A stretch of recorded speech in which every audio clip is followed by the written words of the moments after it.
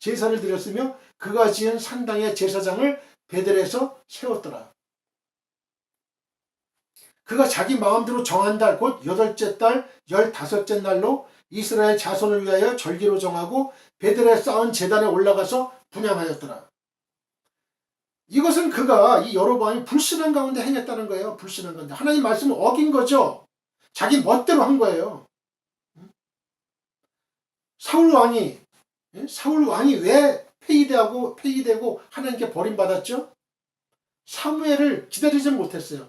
사무엘 제사장이 드려야 될 제사를 자기가 드렸단 말이에요. 마음이 조급해가지고. 어리석은 자는 나를 위한 업적을 쌓고 지혜로운 자는 예수님을 위한 업적을 쌓습니다. 세종대왕은 우리나라에 찬란한 업적을 남겼지만 하나님께 받을 상은 아무것도 없습니다. 예수님을 위한 업적이 아니기 때문에 그래요. 미국의 유력 일간지 워싱턴 포스트는 1001년부터 2000년까지 1000년 동안 역사에서 가장 중요했던 인물로 칭기스칸을 뽑았어요. 옛날 몽골 제국 칭기스칸을 뽑았어요. 그가 그때까지 중국 이슬람 기독교 문명으로 단절되어 있던 동서양을 하나로 묶는 지구촌 시대를 처음으로 열었고 나중에 콜럼버스가 신대륙을 발견할 수 있는 계기를 마련했다는 뜻에서 그렇습니다. 그렇지만 이것도 하나님이 보실 때는 배설물에 불과합니다. 우리 그리스도인들은 아무리 작은 일이라도 하나님의 말씀을 믿고 따를 때 상을 믿는 것을 믿으시길 바랍니다. 그리스도의 이름으로 물 한 그릇이라도 대접하면 반드시 상을 잃지 않습니다. 이는 비록 작은 일이지만 하나님이 주신 말씀대로 순종하는 지혜의 행동이기에 지혜 없이 행하는 세상의 그 어떤 일보다도 가치 있고 의미 있는 일인 것입니다. 그러므로 우리는 무엇을 하든지 말씀에 근거한 지혜 있는 삶을 사는 그리스도인들이 되시기를 축원합니다. 아무리 작은 일이라도 그리스도를 위해서 하는 일은 상을 받습니다. 마가복음 9장 41절 누구든지 너희가 그리스도에게 속한 자라 하여 물 한 그릇이라도 주면 내가 진실로 너에게 이르노니 그가 결코 상을 잃지 않으리라. 무엇을 하든지 그리스도를 위해서 하는 사람이 지혜로운 자입니다. 골로새서 3장 17절 또 무엇을 하든지 말이나 일이나 다 주 예수의 이름으로 하고 그를 힘입어 하나님 아버지께 감사하라. 지혜가 없는 자들의 수고는 스스로를 고나게 할 뿐입니다. 전도서 10장 15절 우매한 자들의 수고는 자신을 피곤하게 할 뿐이라 그들은 성읍에 들어갈 줄도 알지 못함이니라. 성읍에 들어갈 줄도 알지 못하는 거예요. 우매한 자들.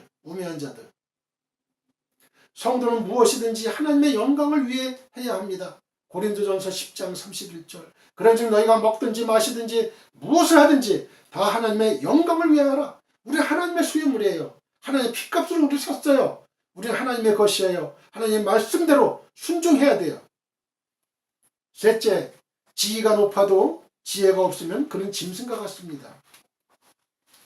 바벨론 제국의 왕 느부갓네살, 바벨론 초대왕 느부갓네살 왕은 갈대아 왕국의 중심 도시 바벨론을 건설한 최대의 군주였습니다. 그는 왕 중의 왕으로서 그와 비교할 자가 아무도 없었습니다. 그럼에도 불구하고 그의 위세가 극에 달했을 때 정신병이 들어 쫓겨나 짐승처럼 살게 됩니다. 다니엘서 4장 28절로 33절 이 모든 일이 다 느부갓네살 왕에게 임하였느니라. 12달이 지난 후에 내가 바벨론 왕궁 지붕에서 거닐세. 어떻게 지붕에서 거니는 게 똑같아요. 다윗하고 지붕에서. 왜냐하면 거기 그 중동은 그 지붕이 그 평평하잖아요. 평평해요. 그래서 좀 날이 좀 어둑어둑한다든지 하면은 지붕에서 이렇게 거니는가 봐요. 지붕에서. 여기서 그 좋지 않은 사건들이 많이 벌어지는 거예요. 지붕에. 나 왕이 말하여 이르되 이 큰 바벨론은 내가 이 느부갓네살 왕이 교만했어요. 내가 능력과 건설을 건설했다. 또 나의 도성으로 삼고 이것으로 내 위엄의 영광을 나타낸 것이 아니냐 하였더니 내 위엄의 영광 다 나예요. 나의 영광이에요. 이 말이 아직도 나 왕의 입에 있을 때 하늘에서 소리가 내려 이르되 느부갓네살 왕아 내게 말하노니 나라의 왕위가 내게서 떠났느니라. 교만하니까 떠나는 거예요. 사울왕도 교만하니까 떠나는 거예요. 하나님이. 내가 사람에게서 쫓겨나서 들짐승과 함께 살면서 소처럼 풀을 먹을 것이요 이와 같이 7해를 지나서 지극히 높으신 이가 사람의 나라를 다스리시며 자기의 뜻대로 그것을 누구에게든지 주시는 줄을 알기까지 이르리라 하더라. 바로 그때 이 일이 나 느부갓네살에게 응함으로 내가 사람에게 쫓겨나서 소처럼 풀을 먹으며 몸이 하늘 이슬에 젖고 머리털이 독수리 털과 같이 자랐고 손톱은 새 발톱과 같이 되었더라. 손톱이 새 발톱과 같이 되었더라. 느부갓네살은 하나님을 아는 지혜가 없었습니다. 자기 위에 만왕의 왕이 계시다는 것과 그 모든 권세가 하나님께로서 왔다는 것을 인정하지 않았습니다. 그러므로 왕에서 짐승의 위치로 떨어진 거예요. 가장 어리석은 사람이 누구입니까? 하나님이 없다고 말하며 하나님을 인정하지 않는 사람. 이 사람이 가장 어리석은 사람이에요. 아까 제가 말씀드린 대로 이 자연 현상, 이 모든 것을 다 주관하시고 우주 만물을 섭리하시고 운행하시고 주관하시는 분이 하나님이신데 어떻게 하나님이 없다고 얘기를 하는 거예요.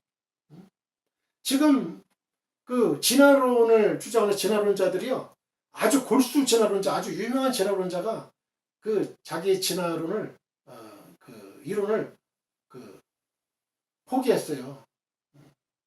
하나님의 창조론이 맞다. 왜냐하면 이 진화론은요 맞지가 않아요. 사람이 저기 그 원숭이가 사람이 되면 그 중간 단계가 있어야 되는데 없잖아요 또. 그리고 모든 그 화석, 이 층, 그것도 다 조작이 됐다는 게 나중에 밝혀졌고요. 그리고 이건 가설이에요. 하이포테시스. 이거는 다윈이 가정해서 설을 만든 것 뿐이에요. 그거는. 그게 정설이 아니라고요. 그거는. 그리고 분명히 창세기 1장 1절에 하나님이 천지를 창조하시니라 말씀하셨어요.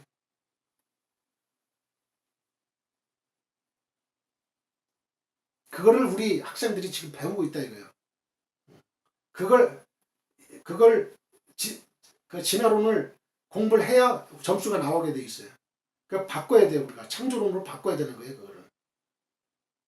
우리 교사 선생님들, 이 크리스찬 선생님들이 많이 생겨나야 돼요. 저도 이제 교사 자격증도 있고 교직 과목 다 이수했지만은 우리 그 선생님들이 그 뭉쳐야 돼. 그 창조론으로 바꿔야 돼요. 그리고 목사님들 많이 초빙해서 학생들에게 창조론 이걸 가르쳐 줘야 돼. 동성애 안 된다. 하나님의 창조 질서를 어긋나게 하는 것이다. 죄다. 그걸 얘기를 해줘야 돼요. 그걸 얘기 안 하면 누가 그거를 계속 가는 거죠. 그 시대로 그냥 가는 거죠. 동성애가 옳은 걸로 알고. 그 우리에게 맡겨진 책무입니다. 그래서 교회마다 가까운 교회에 가서 목사님이고 전도사님이고 그거 다 얘기해야 돼요. 골리앗이 하나님을 모욕하였을 때 다윗은 그를 짐승으로 여기고 그를 쳐 죽였습니다. 또한 하나님께서 골리앗이 하나님을 막 모욕했잖아요. 또한 하나님께서 내게 어떻게 행하셨는지를 알지 못하는 자도 역시 깨닫지 못하는 짐승과 같은 취급을 받습니다. 세상에는 지위가 높고 똑똑한 사람들이 많습니다. 그러나 그들이 하나님을 모른다면 망하는 짐승과 같습니다. 성도는 그런 사람들을 부러워할 필요가 없어요. 지혜로운 사람은 하나님을 인정하는 사람입니다. 하나님께서 내게 행하신 은혜를 아는 사람이에요. 여러분은 어떻습니까? 중심으로 하나님을 인정하는 신앙의 고백이 있습니까? 하나님께서 당신을 위해 무엇을 해주셨나요? 라고 누가 묻는다면 조목조목 대답할 수 있어야 돼요. 아, 하나님이 나에게 이런 은혜도 주셨고 이런 은혜도 주셨고 하나님 나와 함께 하시고 난 행복해요. 해피해요. 이렇게 당당하게 그 하나님이 계시구나. 나도 하나님을 믿어야 되겠구나. 이렇게 돼야지. 하나님이 글쎄요 나한테 무슨 은혜를 주셨나 잘 모르겠어요. 이렇게 하면 안 되는 거죠. 그거는.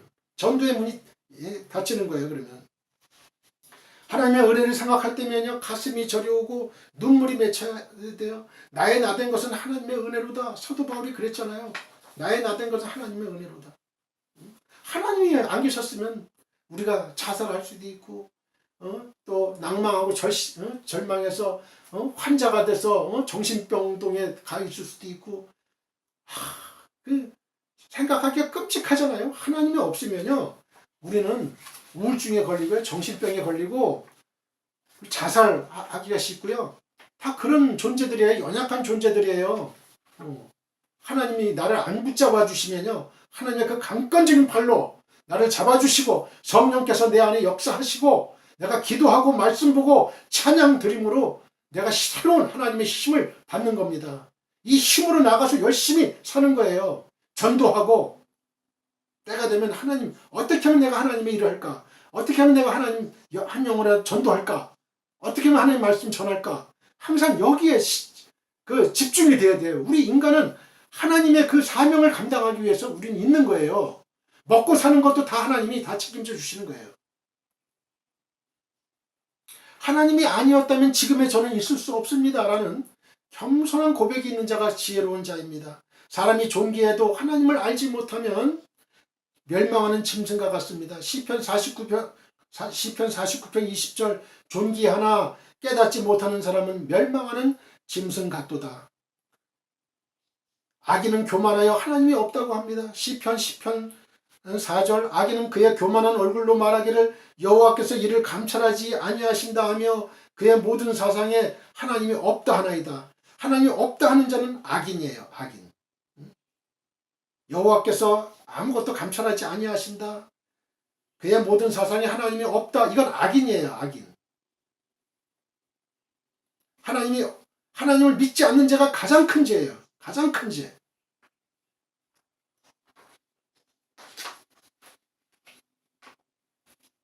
십계명에서도 1계명, 2계명 가장 중요한 죄예요.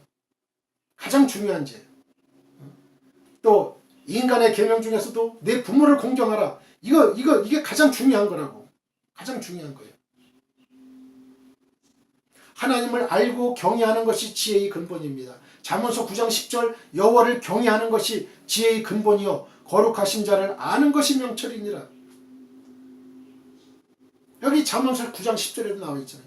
나의 나된 것은 하나님의 은혜임을 고백하는 자가 지혜롭습니다. 고린도전서 15장 10절 그러나 내가 나된 것은 하나님의 은혜로 된 것이니 내게 주신 그의 은혜가 헛되지 아니하여 내가 모든 사도보다 더 많이 수고하였으나 내가 한 것이 아니요 오직 나와 함께 하신 하나님의 은혜로라.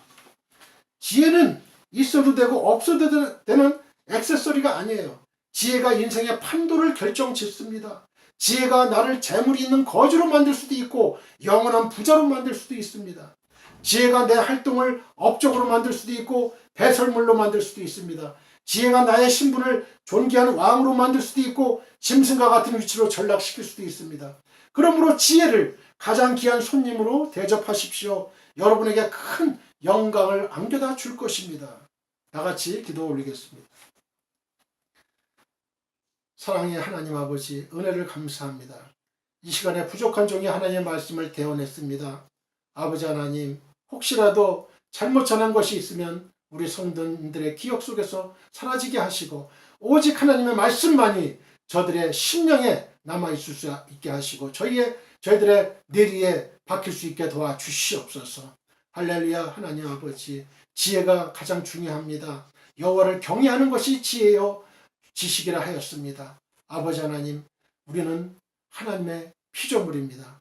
하나님을 창조주신 하나님만을 섬기고 하나님 말씀에 순종하여서 하나님의 백성답게 하나님의 자녀답게 지혜를 갖고 살아갈 수 있게 도와주시고 하나님의 말씀만이 저희의 심령과 골수를 찔러 쪼개는 놀라운 능력의 말씀이 됩니다. 아버지 하나님 말씀으로 저희들 무장할 수 있게 하시고 진리의 말씀 성령의 말씀으로 아버지 저희를 무장시켜 주시옵소서. 그래서 어떠한 외부적인 사탄의 공격이나 그런 압력에도 굴하지 아니하게 도와주시옵소서. 아버지 이 험난한 세상을 살아갈 때 저희들은 하나님의 말씀을 가지고 지혜를 가지고 저희는 나갈 수밖에 없습니다.